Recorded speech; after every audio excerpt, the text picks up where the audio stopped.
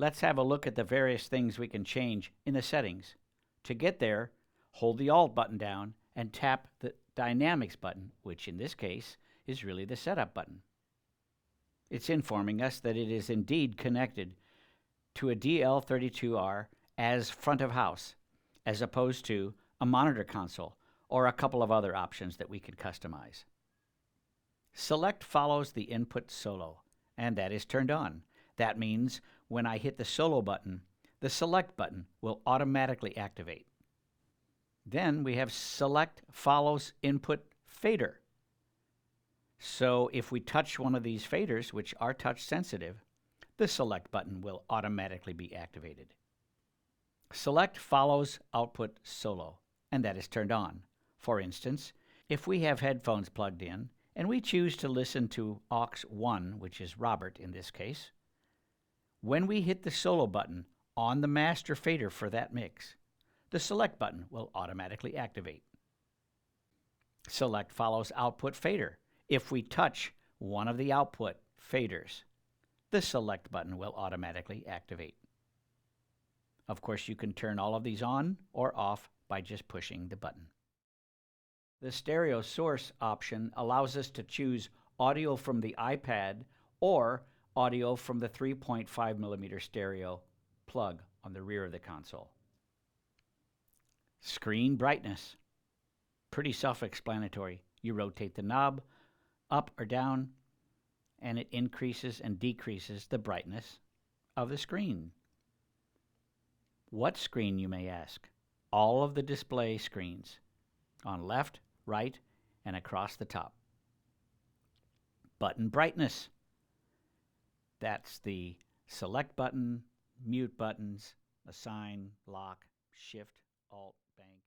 The meter brightness knob adjusts the brightness of all the LEDs. That would be the colored LEDs below the faders, the dynamics red LEDs, and your input LEDs as well as output LEDs. And lamp brightness adjusts the brightness of the lamp if you have one connected to the rear panel connector. Auto return from selected channel editing. 10 seconds, 20 seconds, 30, 40, 50, 60, off. It's a pretty cool feature. I'll just tap the Dynamics button here, and we're right back to our nice, beautiful displays. And did you notice it took about 10 seconds for them to come back? What this means, now I'm going to hit the EQ button, and all the EQ adjustments are here. If I make an adjustment, let's say to band 1, like that, as soon as I quit, it starts the countdown to 10 seconds. As soon as 10 seconds is up, your pictures come back.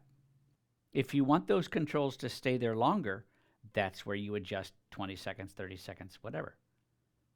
Very thoughtful of Mackie to give us that choice.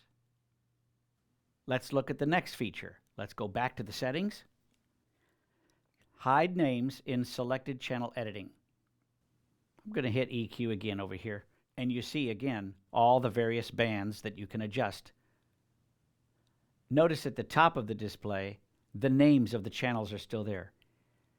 To some, that may be confusing. Personally, it kind of makes you wonder, well, am I adjusting the bass, or am I adjusting the guitar or the trumpet? What am I doing? So if you want, if that bothers you, you can select to not have those names showing when you're adjusting things like EQ. For instance, I'm going to hit EQ again. There it is. Notice the names. Now let's go back to the settings, and I'm going to turn hide names in selected channel editing on. Okay? Now let's go back to EQ.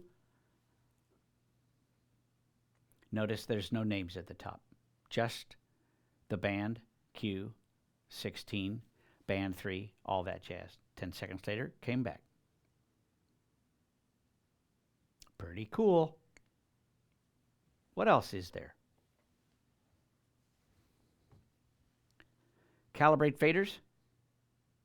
Sure, why not? Let's do it. Do it. It says in progress. The last window says about. Tell me. Push the button. Connected mixer type, DL32R.